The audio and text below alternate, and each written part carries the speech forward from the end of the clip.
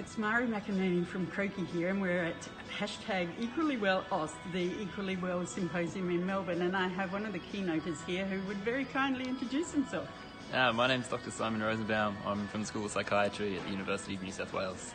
Thank you very much. Now, you're speaking this morning in the opening session. Would you just outline the issues, really, that we're looking at and what you'll be talking about as the exercise ambassador, really, yeah? Sure. So I guess this whole conference is looking at the physical health of people living with mental illness, and obviously we know that people living with mental illness experience really high rates of poor physical health, so things like diabetes and obesity, which actually contribute to not only making mental health worse, but actually reducing life expectancy and sort of widening these inequalities that we see in this group. So I'm really excited to be here talking about the role of exercise and diet, and that's and lifestyle more broadly, and that's the work that we do at UNSW. Really looking at how we can use exercise and diet to actually help people living with mental illness to not only recover from the mental illness, but to improve their physical health simultaneously.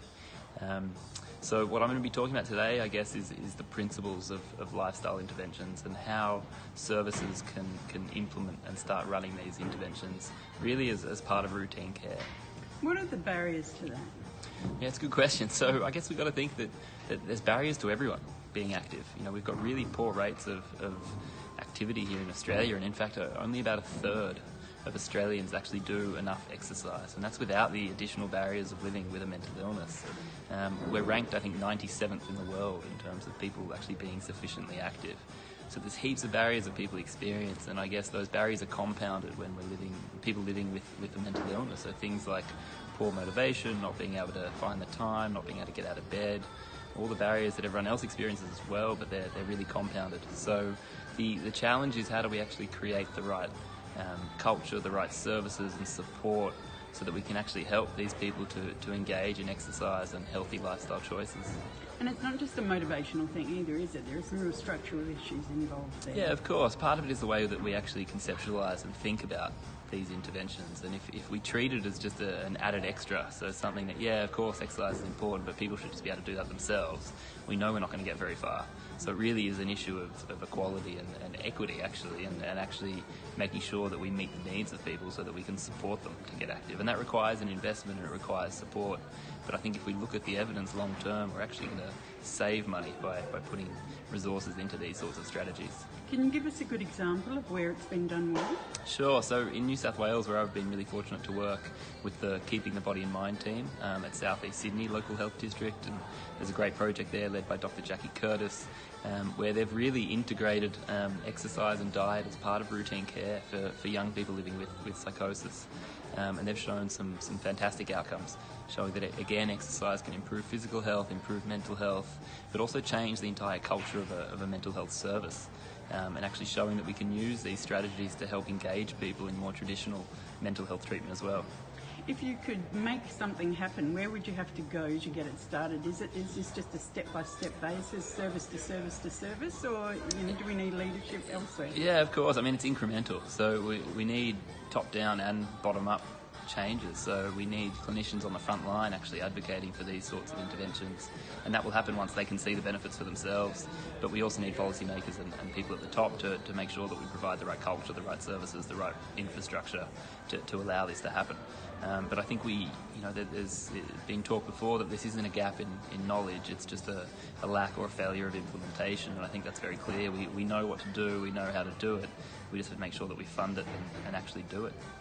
Now, you're very kindly doing this, even though you're probably suffering extreme jet lag, because you've been tripping all over the place at the moment. And we wrote a story about you in the preview that you've been working with refugees in Bangladesh. Can you talk a little bit about that? Yeah, sure. So I guess my PhD looked at the role of exercise in post-traumatic stress disorder, working mainly with inpatients, and we showed a really significant effect of what happens when we add exercise to usual care. And I think that's a really important point. We're not saying here that these interventions replace existing treatment. They absolutely don't, but they should be an adjunct. They should be offered as part of it.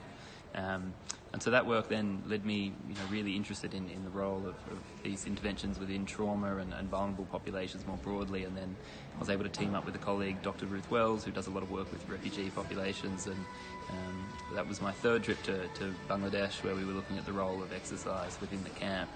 And what was really fascinating is that, whether it's a refugee in Bangladesh or a soldier here in Australia or someone in a high resource setting, when people talk about the benefits of exercise, it's actually completely transcultural and universal. So we're really interested now in working with partners over there to actually help train local Rohingya to work as sports therapists and to actually help make sure that people within the camps have access to these sorts of interventions. What is the impact? What are the benefits? We tend as a culture to focus entirely on weight loss and things like that. What are the benefits? Well, that's a good question. It's one of the points I'm going to make today, is that actually we need to completely separate exercise from weight loss. There's a big misconception that exercise is really effective for weight loss, when actually, in fact, without changing our diet, exercise really isn't all that effective. And it's not why we want people exercising. We don't want particularly people living with mental illness to be thinking that they have to exercise for weight loss. That's not actually going to change behaviour. We want people exercising because they feel better about themselves, they reduce their symptoms, they get the social benefits, they feel connected as part of a community, it gives structure, it gives routine. So there's so many benefits of meaningful physical activity beyond weight loss that we actually need to completely remove weight loss from the discussion. And given you're leading a very hectic life and you are missing out on sleep and all those sorts of things, what's your self-care routine? What do you do? Yeah, I think for me, I have to do something almost every day, but it's as simple, even if you have 5 minutes, there's a lot you can do in a hotel room, even just, the cliche things like walk, all those sorts of things that we hear. And I think too often people think that unless, we do an hour a day or whatever it is, that it's not beneficial. And actually we know that everything counts, and especially when it comes to the mental health benefits of exercise, as little as 5 minutes can make a big difference. So it's really just about, taking that first step and actually getting moving and trying to do something.